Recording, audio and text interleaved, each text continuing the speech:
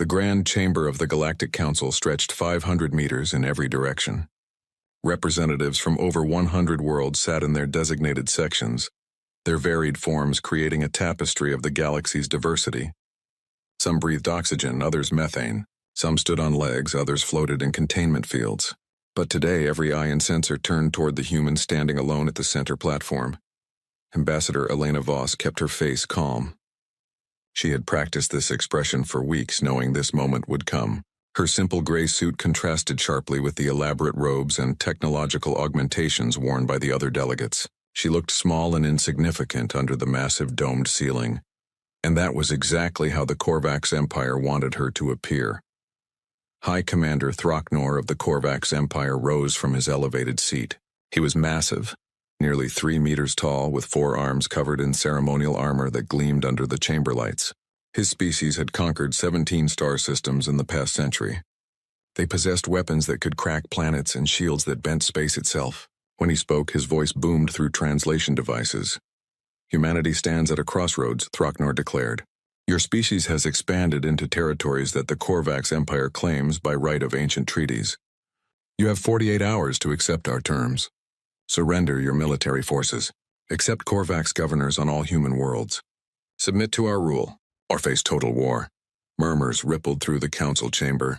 The Xyloth delegation, insectoid beings with compound eyes, clicked their mandibles in what might have been sympathy.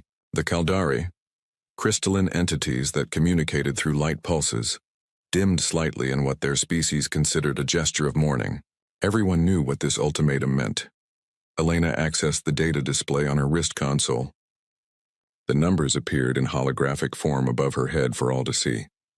The human military consisted of approximately 3,000 warships. They were modern vessels, well-designed and efficiently crewed. Humanity had been proud of building such a force in only 2 centuries of spaceflight. The Korvax Empire possessed 50,000 warships. Each one was larger than the best human vessel. Each one carried weapons that could destroy a human ship in seconds. Their shields could absorb sustained fire from dozens of human missiles. Their sensors could detect a human fleet from 3 star systems away. The math was simple. The conclusion was obvious. Humanity could not win. The Council recognizes the difficult position humanity faces, said Speaker Voresh, the elected head of the Galactic Council. The elderly Zentari looked down at Elena with genuine sadness in his many-faceted eyes. Does humanity request council mediation? Elena knew what that meant. Mediation would result in slightly better surrender terms. Perhaps the Korvax would allow human cultural practices to continue. Perhaps they would not strip every world of resources. Perhaps they would treat human citizens as second-class subjects rather than slaves. It was still surrender. The Council cannot intervene militarily, added Ambassador Quellen of the Hectory Union, one of the more powerful council members. The Korvax have not violated galactic law. Their claim to the disputed territories has historical precedent. And frankly, no alliance of council members wishes to face Korvax military power over human independence. Translation: You are alone. We will watch you fall. We will offer words of sympathy, but we will not risk our own worlds for yours. Elena had expected this. Her intelligence briefings had predicted every word of this session. Earth's diplomats had spent months trying to build alliances, offering trade deals and technology exchanges. Some species had been sympathetic. None had been willing to fight. High Commander Throcknor smiled, revealing rows of sharp teeth. Humanity is young. Your species has talent and potential. Under Korvax guidance, you could become valuable members of our empire. Resist, and we will demonstrate why 17 civilizations chose submission over destruction. Your 3,000 ships will burn. Your worlds will be occupied. Your people will learn that defiance has consequences. The chamber fell silent. This was the moment. Elena was supposed to ask for more time to consult with Earth. She was supposed to show fear, desperation, perhaps anger. The psychological profile that Korvax intelligence had built on humanity suggested they would rage against the inevitable before finally accepting reality. Instead, Elena smiled. It was a small smile, barely noticeable, but several delegates who had been watching her closely saw it. The Xyloth ambassador leaned forward, antennae twitching. Something was wrong. Humans did not smile when facing extinction. High Commander, Elena said, her voice steady and clear. Humanity appreciates the generosity of your offer. We request 72 hours to consider your terms and prepare our response. Surely you can grant us 3 days to make such a momentous decision. Throcknor laughed, a deep booming sound. 3 days to delay the inevitable? Very well, Ambassador. Humanity may have its 72 hours. We are not unreasonable. Use this time to say goodbye to your independence. Use it to prepare your people for the wisdom of accepting Korvac's rule. When the time expires, we expect your unconditional surrender. Elena bowed slightly, a gesture of respect that cost her nothing. Thank you, High Commander. Humanity will use this time wisely. She turned and walked toward the exit, her footsteps echoing in the vast chamber. Delegates whispered among themselves. Some felt relief that war might be avoided. Others felt pity for the doomed human species. A few felt unease at Elena's calm demeanor, but they dismissed it as shock or denial. As Elena passed through the massive doors, she activated her secure communication device. The message was brief, encrypted with codes that changed every microsecond, bounced through relay stations across human space to ensure it could not be intercepted or traced. 4 words appeared on her screen, confirming the message had been received by Earth Command.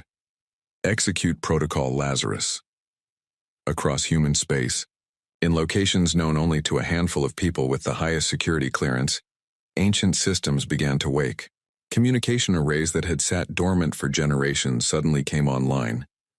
These were not the standard communication networks used for civilian traffic or military coordination. These were older, built with outdated technology that modern sensors barely recognized as active systems. In the asteroid fields of the Kuiper Belt, automated beacons activated. In the frozen methane clouds of distant gas giants, relay stations that had been disguised as research outposts began transmitting. In regions of space marked on all human star charts as hazardous dead space or unsuitable for navigation, where civilian and military vessels never ventured, signals reached their destinations. The signals traveled for hours, crossing vast distances, moving through regions where no active human presence was supposed to exist. They reached coordinates that appeared empty on every sensor sweep. Locations where space itself seemed to be nothing but void and radiation. And in those empty places, something ancient began to respond. Power cores that had idled for decades started to pulse with energy. Reactor systems that had maintained minimum function suddenly surged toward full capacity. Navigation computers that had slept in standby mode initiated startup sequences. Life support systems began filtering air and adjusting temperature. In the furthest reaches of human territory, beyond the trade routes, beyond the mapped systems, beyond where any galactic species bothered to look, 800,000 ancient warships started to wake up. The galaxy had 48 hours before it learned that humanity had been keeping a secret for over 2 centuries. A secret that would change the balance of power forever. A secret that would make the Korvac's empire's 50,000 ships seem inadequate. But for now, the Galactic Council adjourned, confident they knew what would happen next. Humanity would surrender. The Korvacs would win. The galaxy would continue as it always had, with the strong ruling the weak. They could not have been more wrong. Commander Marcus Chen's courier ship dropped out of faster-than-light travel at coordinates that should not exist. His navigation computer insisted that nothing was here. The star chart showed only empty space, radiation fields, and the scattered debris of ancient comets. This region was classified as Zone 17, a designation that meant hazardous dead space, unsuitable for travel or habitation. Marcus knew better. His grandfather had told him stories, whispered secrets that were passed down through certain families. Stories about ships that never died. Stories about a fleet that slept in the darkness, waiting for the day humanity needed it. His grandfather had served in the Dreadnought Corps before it was officially disbanded 150 years ago. The old man had spent 40 years in suspended animation, aging only 5 years while the world moved on without him. When he finally retired, his children were older than he was. His wife had remarried, believing him dead. The government had given him a pension and a medal he could never show anyone.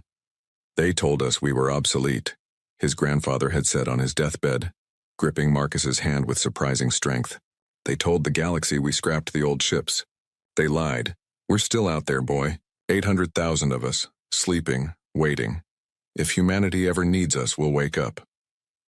Marcus had joined the military partly because of those stories.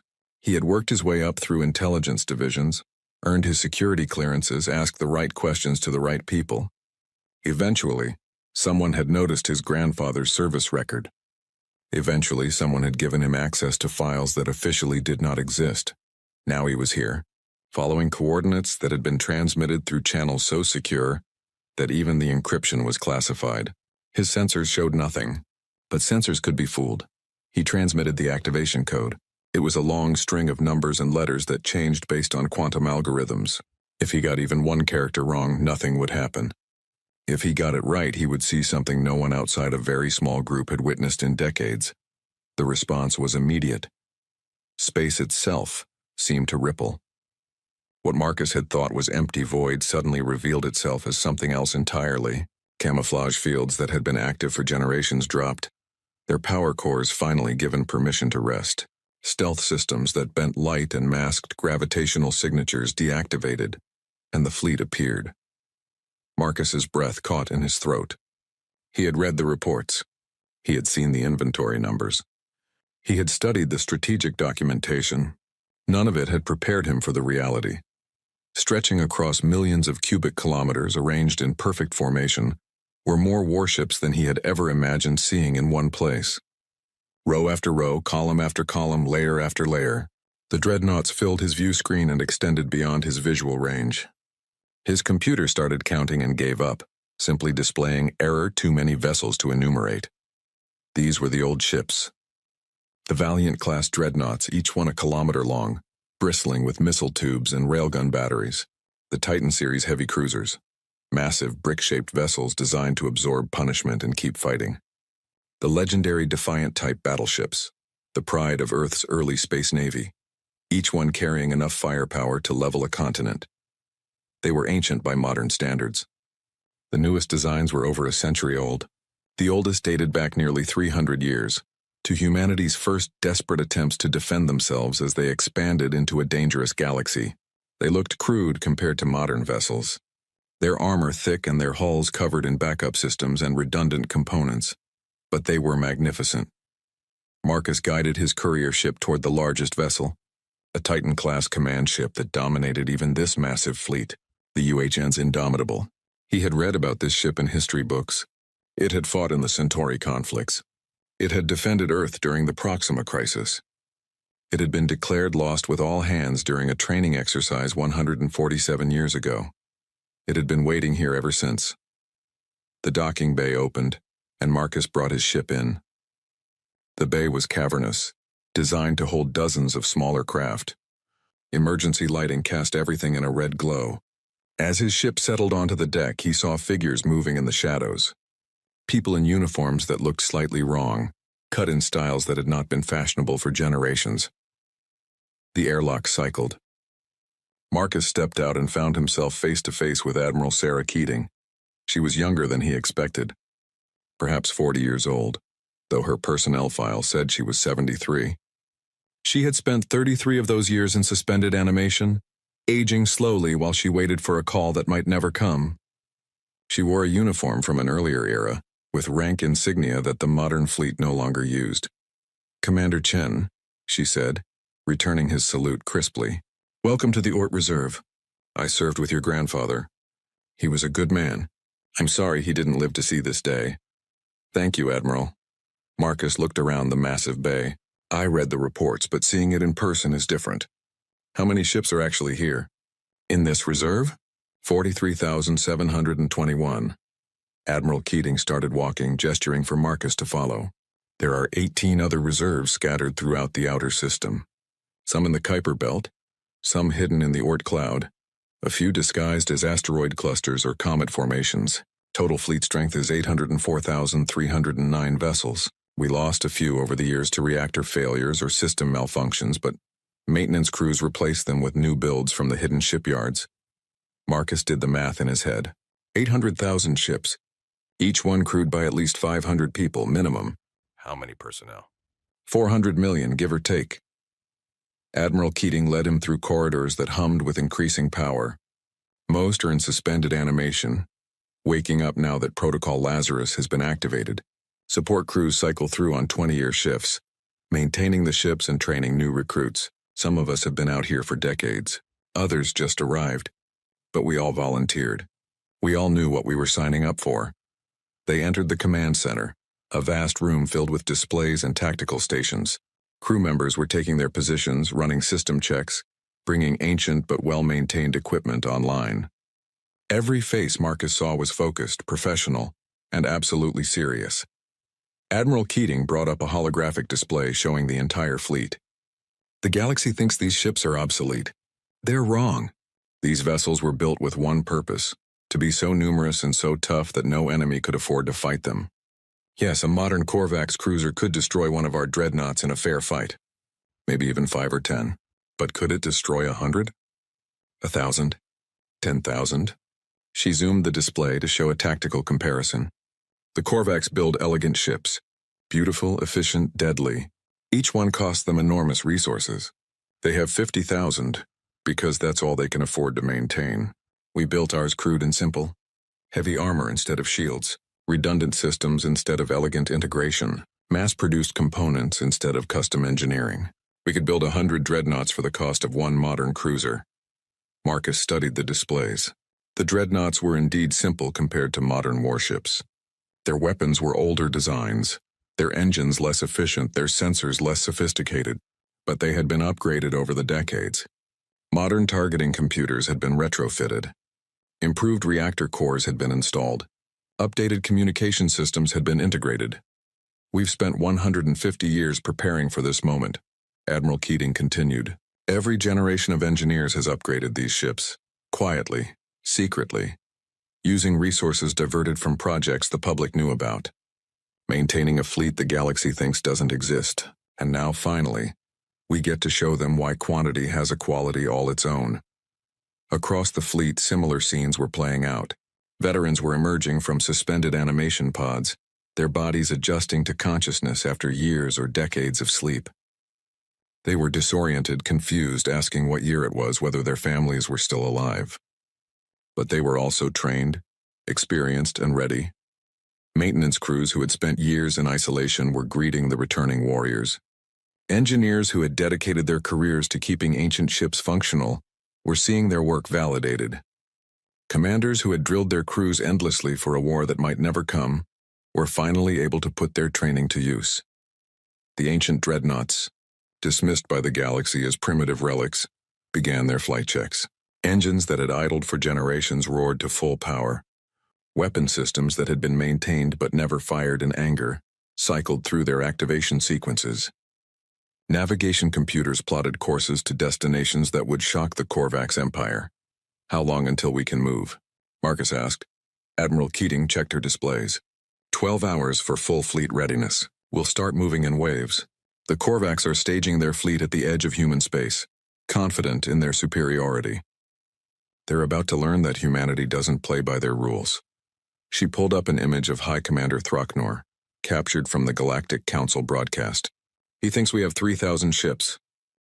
He thinks we're weak.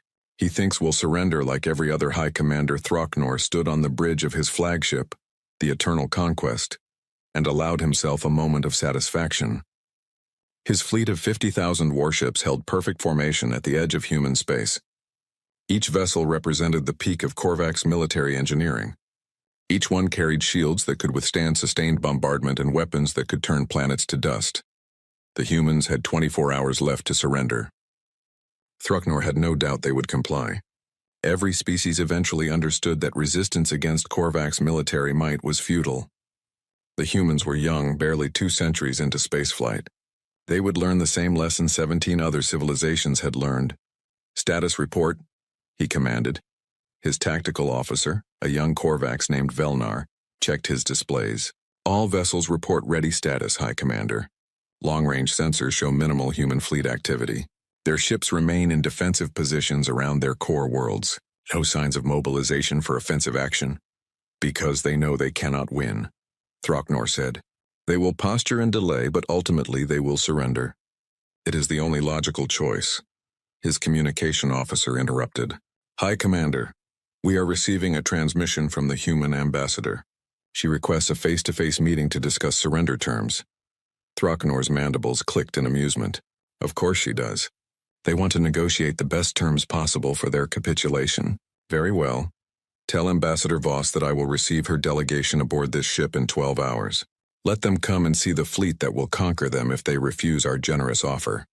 The bridge crew worked efficiently, monitoring sensors and managing the fleet's position. Everything was proceeding exactly as planned. Throcknor had executed this scenario 7 times before with other species.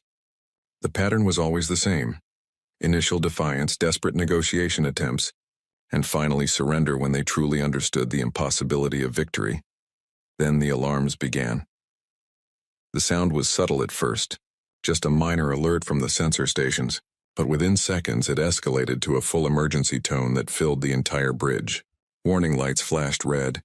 Tactical displays lit up with contact markers appearing faster than the computers could process. Report, Throcknor barked, his forearms gripping the command console.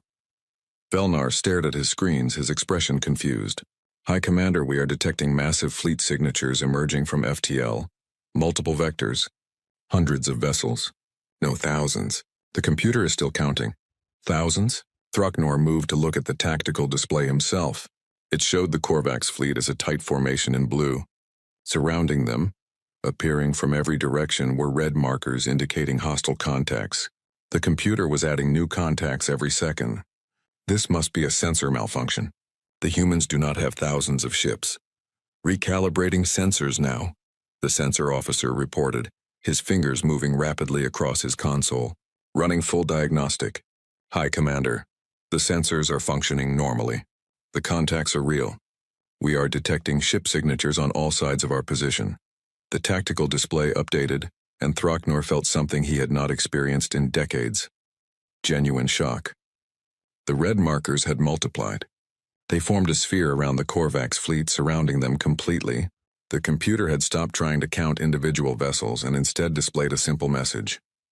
Enemy fleet size 800,000 plus vessels. That is impossible, Throcknor said quietly. No species in the galaxy has that many warships. Even the combined fleets of all council members together do not number more than 200,000. Scanning vessel types, Velnar reported. High Commander, the computer identifies these as human designs but very old ones. Dreadnought-class vessels mostly. Designs dating back 100 to 300 years. Ships that were supposedly decommissioned and scrapped generations ago.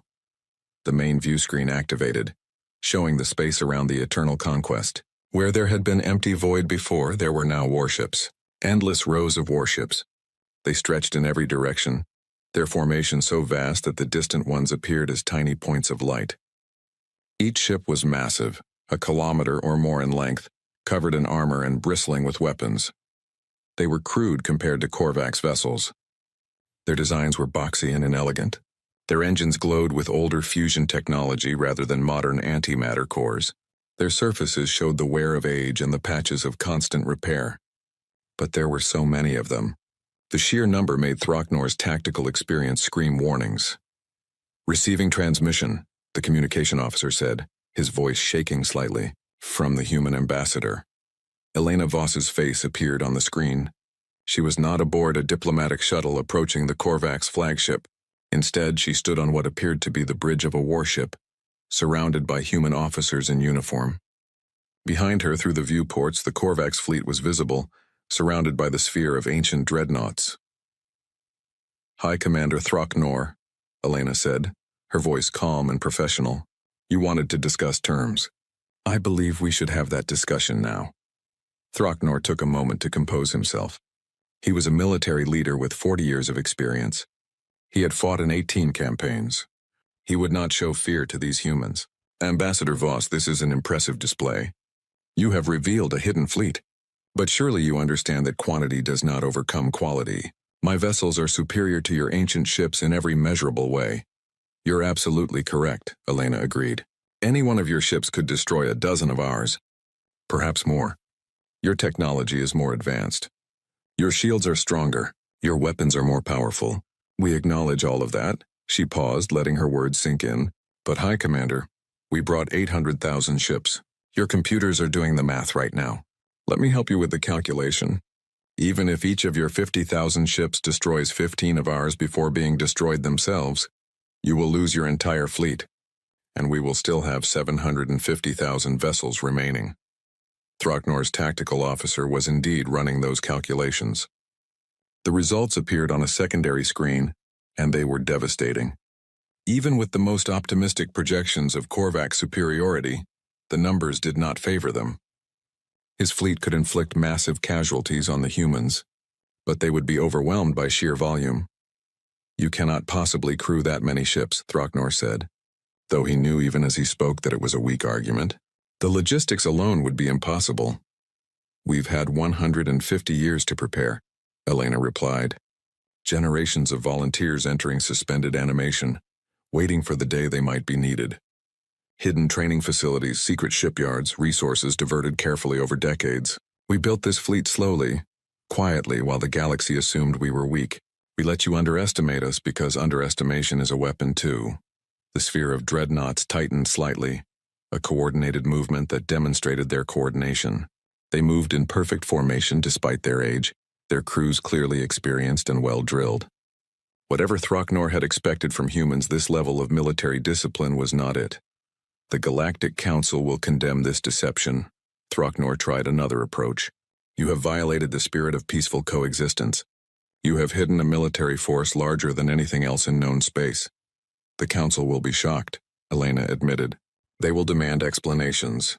Some will accuse us of militarism, but they will also realize that we have just demonstrated we could conquer any of them if we wanted to. And yet for 150 years we kept this fleet secret and used it for nothing. We built it only for defense, only as a deterrent, only so we would never have to use it." She leaned forward slightly. "You came here expecting an easy conquest, High Commander. You expected us to surrender like the 17 species you've subjugated before us. But humans are different. We remember our history. We remember being conquered and enslaved by other humans. We swore that would never happen to us again from anyone. So we built insurance, 800,000 pieces of insurance." Throcknor looked at his tactical displays. His military training ran through scenarios, calculating odds, projecting outcomes. Every simulation ended the same way. The Korvax fleet would be destroyed. They would inflict heavy casualties, perhaps destroy 200,000 human ships. But they would lose completely, utterly. Not a single Korvax vessel would survive, and for what? To conquer a species that had proven they would fight to the last ship? To occupy worlds that would resist for generations? To achieve a victory so costly that the Korvax Empire would be crippled? "What are your terms?" Throcknor asked quietly. "Simple," Elena said. "Withdraw your fleet. Rescind your claim to human territories. Acknowledge human sovereignty. In exchange, we will return to our borders and this fleet will disappear again. The galaxy can go back to normal. You can report to your emperor that humanity was not worth the cost of conquest. And if I refuse?" Elena's expression did not change. "Then we fight. Your fleet will be destroyed. Mine will suffer heavy losses but will survive. Then those 700,000 remaining ships will visit the Korvax home system and demonstrate that we can do to you what you." The emergency session of the Galactic Council convened just 8 hours after the Korvax withdrawal. Speaker Voresh looked older than usual as he called the assembly to order. Representatives from every member species filled the chamber, but the atmosphere was completely different from the previous session. Fear had replaced pity, suspicion had replaced sympathy. Ambassador Elena Voss stood once again at the center platform. This time no one looked at her with pity. The delegation from the Hektari Union kept their distance, their body language defensive. The Xyloth representatives clicked their mandibles in agitation. Even the normally peaceful Kaldari pulsed with colors that indicated distress. "Ambassador Voss," Speaker Voresh began, his voice tight with controlled anger. "The Council demands an explanation. For over a century, humanity has participated in galactic affairs while concealing a military force larger than the combined fleets of all member worlds. This deception undermines the trust that is fundamental to our alliance." Elena had prepared for this. She had spent the past hours with Earth's diplomatic team, crafting a response that would be honest but not apologetic. "Speaker Voresh, honored delegates, I understand your shock and concern. What I'm about to tell you is the truth, without excuse or apology." She activated a holographic display showing Earth's history. Images of warfare, destruction, and conquest filled the air above her. "My species has a violent past. For thousands of years, humans fought humans. We conquered, enslaved, and destroyed each other repeatedly. We learned hard lessons about what happens when the strong prey upon the weak. The images shifted to show humanity's expansion into space. When we reached the stars and discovered we were not alone, we made a choice. We would never again be victims of conquest. We would build a defense so powerful that no rational enemy would attack us. But we also understood that if we revealed such a defense, we would trigger an arms race. Every species would feel threatened. Wars would start preemptively. "So you lied to us," interrupted Ambassador Quellen of the Hectary Union. "You sat in these chambers, voted on security agreements, participated in mutual defense discussions, all while hiding a fleet that could conquer us all." "Could, but would not," Elena emphasized. "For 150 years we have had this capability. In that time, have we threatened anyone? Have we used our hidden fleet for any purpose except defending ourselves from Korvax aggression? Have we demanded tributes, claimed territories, or bullied smaller species?" The chamber fell silent. It was true. Humanity had been, if anything, unusually cooperative members of the Galactic Council. They had honored their treaties, respected borders, and engaged in fair trade. They had never threatened military action against anyone. "The issue is trust," said Ambassador Zelthar of the Minoran Compact, a species that had been enslaved by the Korvax decades ago before buying their freedom. "How can we trust any human statement now? How do we know this fleet is truly defensive? How do we know you will not use it to build an empire?" Elena nodded, acknowledging the legitimate concern. "You cannot know. You must make the same choice we made 150 years ago. You must decide whether our actions over time indicate our true intentions. But I will make you this offer. Humanity will allow independent inspectors to observe our fleet. You may verify that it is stationed in defensive positions, that it is not being mobilized for aggression, that it serves only as a deterrent. Inspectors can be fooled," another delegate called out.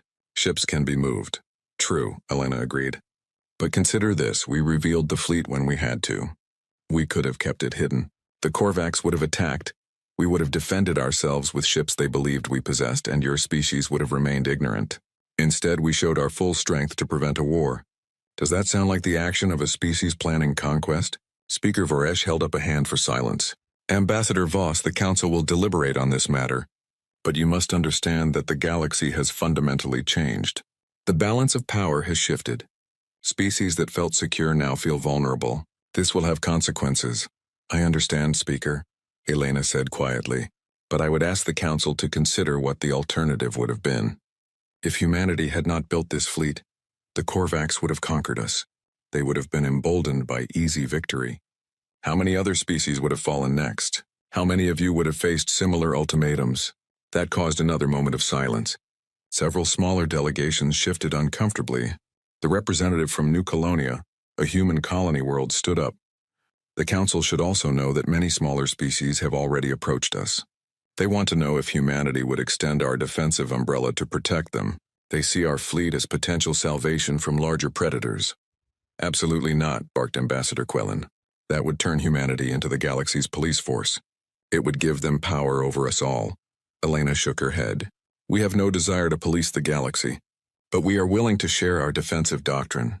The Lazarus Doctrine, we call it. Build a defensive fleet so powerful that no one will attack you, but keep it purely defensive in nature. We can help smaller species implement similar strategies scaled to their resources and needs.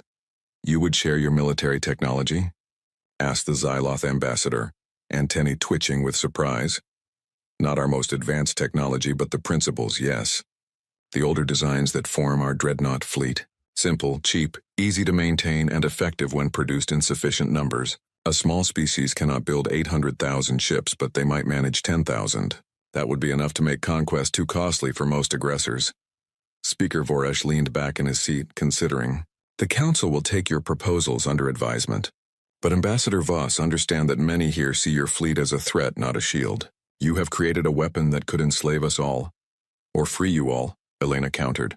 "For the first time in galactic history, the largest military force belongs to a species that does not seek conquest. That could be the foundation for a new era of peace, not because species are weak, but because they are strong enough to defend themselves." The session continued for hours. Accusations were made, defenses were offered, proposals were debated. But slowly a consensus began to form. Humanity had violated the spirit of open cooperation, but they had not violated any actual laws. They had deceived, but they had not attacked. They had hidden strength, but they had not used it for aggression. When the session finally adjourned, Speaker Varesh approached Elena privately. "You have stirred up a hornet's nest, Ambassador. Some species will never trust you again. Others will seek to become your clients, trading their independence for your protection. A few will try to build their own hidden fleets, starting another arms race." "I know," Elena said tiredly. "But what choice did we have? Let the Korvax conquer us? That would have emboldened every aggressive species in the galaxy. At least now there's a counterbalance. Power that can check other power." "Perhaps," Varesh said.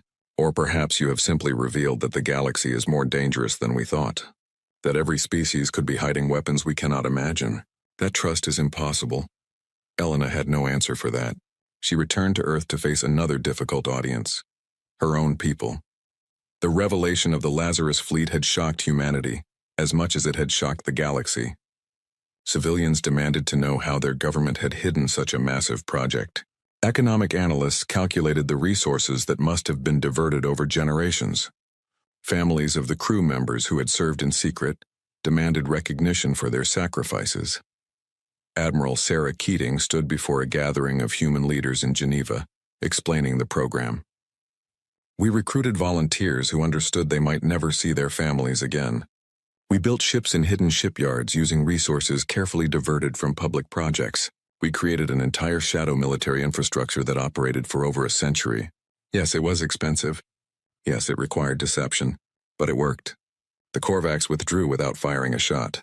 No human died in this confrontation. But at what cost?" demanded Senator Martinez, head of the Human Systems Alliance. "You took resources that could have improved lives, built schools, funded medical research. You diverted them to build weapons of war." "We built insurance," Admiral Keating corrected. "Insurance that we hoped would never be needed. Insurance that, as it turns out, saved our civilization from conquest. How much is freedom worth, Senator? How much would you have paid to prevent humanity from becoming Korvax slaves?" The debate raged across human space. Some called for the fleet to be disbanded immediately, the resources returned to civilian use. Others argued for expanding the program, building more ships to ensure humanity's safety.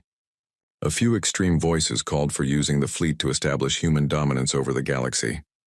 Marcus Chen watched the debates from his quarters aboard the Indomitable. Admiral Keating had asked him to stay with the fleet temporarily, helping to coordinate the integration of intelligence data. He found himself fascinated by the veterans emerging from suspended animation. They were disoriented, confused, struggling to adapt to a world that had moved on without them. Some discovered their spouses had remarried. Marcus Chen walked through the halls of the Sunset Valley Veterans Facility in Colorado. The building had been constructed quickly after the Lazarus Fleet revelation, designed specifically for the unique needs of people who had lost decades to suspended animation. It was more than a retirement home. It was a bridge between eras, a place where people from different times could learn to exist in the present. He found his grandfather's room overlooking the mountains. The old man sat by the window staring at a view he had not seen in 40 years. Thomas Chen had entered suspended animation at age 30. He had served 4 10-year tours with brief periods of waking in between. When he finally retired, his body was 40 years old, but the calendar said he was 78. His son had become a grandfather. His wife had died believing him killed in action, a lie the government had maintained to protect the secret. "Hello, grandfather," Marcus said softly. Thomas turned slowly. Recognition came, but it was complicated. "Marcus, you're older now. Last time I saw you, you were a child. Now you're a man. Time is strange when you sleep through it." Marcus sat in the chair beside him. "I wanted to tell you. I saw the fleet. I stood on the bridge of the Indomitable with Admiral Keating. Everything you told me was true." "Of course it was true," Thomas said, but without pride. Just weariness. "We built 800,000 ships. We kept them secret for over a century. We saved humanity. And now we sit in comfortable rooms and wonder why the world moved on without us." "You're a hero, grandfather. The whole world knows it now." Thomas laughed, a bitter sound. "A hero. Yes, they give us medals and plaques. They name schools after us. But they cannot give us back what we lost. Your grandmother, Marcus. I loved her. I married her. I promised to grow old with her. Instead, I grew old slowly in a frozen sleep while she lived and died without me. The government told her I was dead. She mourned me. She eventually remarried. I do not blame her. She thought she was a widow. But when I came back, she was gone. I lost her to save a humanity that she was no longer part of. Marcus did not know what to say. What comfort could he offer? His grandfather had sacrificed his life for a noble cause, but that did not make the sacrifice hurt any less. The other veterans. Marcus said instead, "How are they doing?" Thomas gestured toward the common areas visible through the window. Some adjust better than others. Captain Williams served one 20-year tour and came back to find his children grown. He struggles, but he has family. Lieutenant Sato served 3 tours and returned to find everyone she knew was dead. She does not struggle. She has given up. We all cope differently with being ghosts in our own world. The reality of the Lazarus fleet had shocked humanity, not just because of its size, but because of its human cost. The economic calculations were stunning. The resources diverted, the hidden infrastructure, the secret shipyards. But the human cost was more profound.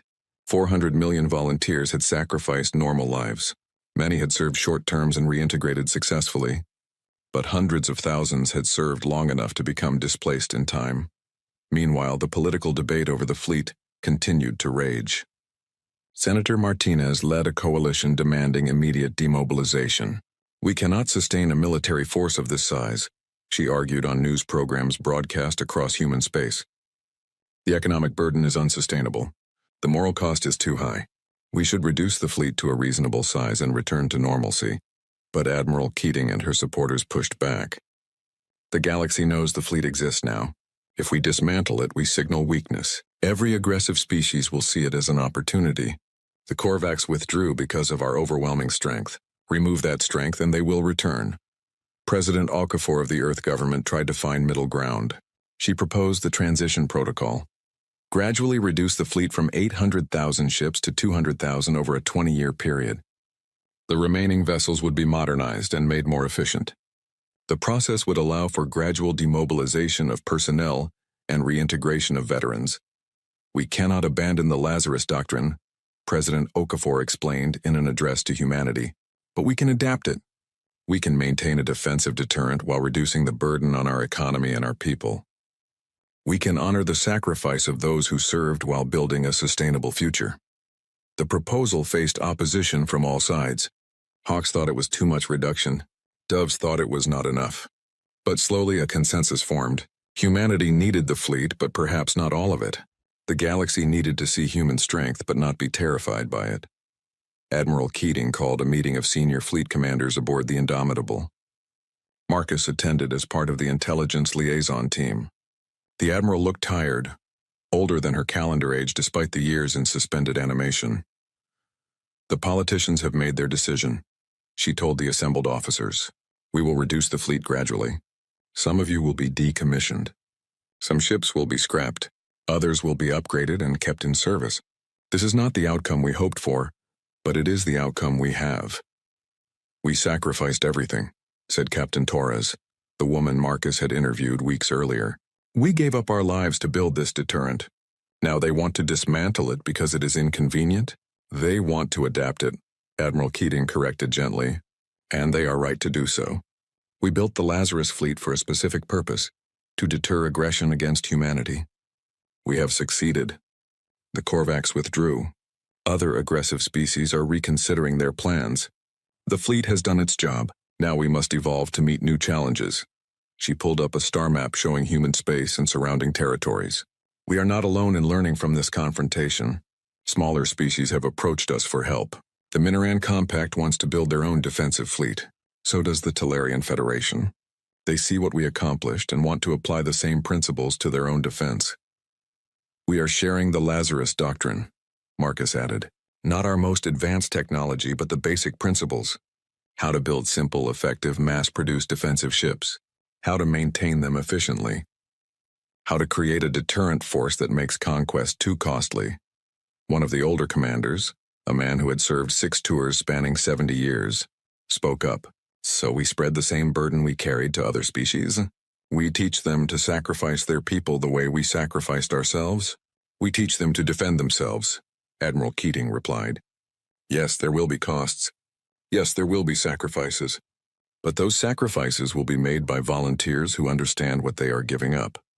And perhaps with enough species following this doctrine, we can create a galaxy where no one can conquer anyone, where peace exists not because species are weak, but because they are all strong enough to defend themselves. The meeting continued for hours, discussing logistics, timelines, and procedures, but beneath the practical discussion was an emotional reality. The veterans of the Lazarus fleet were being told their sacrifice was being reduced, literally dismantled ship by ship. Elena Voss faced her own challenges in the Galactic Council. The revelation of the Lazarus fleet had fundamentally changed galactic politics. Some species sought closer ties with humanity. Others pushed for isolation, fearful of human power. A few proposed restrictions on fleet sizes for all species, though no one could agree on enforcement mechanisms. The Korvax Empire remained silent, withdrawing behind their borders. But intelligence reports suggested they were conducting their own reassessment. High Commander Throcknor had been recalled to their homeworld. Rumors suggested he faced disgrace, possibly execution for his failure. The Korvax military was reportedly conducting extensive analysis of the confrontation, trying to understand how they had been so thoroughly deceived. One day, Elena received an unexpected communication request. It was from Throcknor himself, now apparently in some form of exile. She accepted the call, curious what he might want. The Korvax commander appeared on her screen, looking diminished somehow. His armor was gone, replaced by simple clothing. His forearms hung loosely at his sides. "Ambassador Voss," he said, his voice lacking its former arrogance, "I wish to speak with you before my final judgment is rendered." "What judgment?" Elena asked. "I am to be executed for failure. In Korvax culture, commanders who lose without fighting are considered cowards. It does not matter that fighting would have destroyed the fleet. It does not matter that withdrawal was the logical choice. I retreated, therefore I am disgraced." Elena felt unexpected sympathy. "I am sorry. You made the right military decision." "Did I?" Throcknor asked. "Or did I reveal a fundamental weakness in Korvax doctrine? We believe in technological superiority. We believe elegant solutions defeat crude ones. You taught us that we were wrong. Numbers matter. Redundancy matters. Willingness to sacrifice matters. These are lessons we never learned because we never needed to. Now the lesson will cost me my life." "What did you want to tell me?" Throcknor leaned closer to the screen. "That you were right but also wrong. You said quantity has a quality all its own. You said your fleet would prevent war, but you have not prevented war. You have changed its nature. Now the galaxy knows that hidden fleets can exist. Species will build secret weapons. Arms races will occur in darkness. Trust has been destroyed.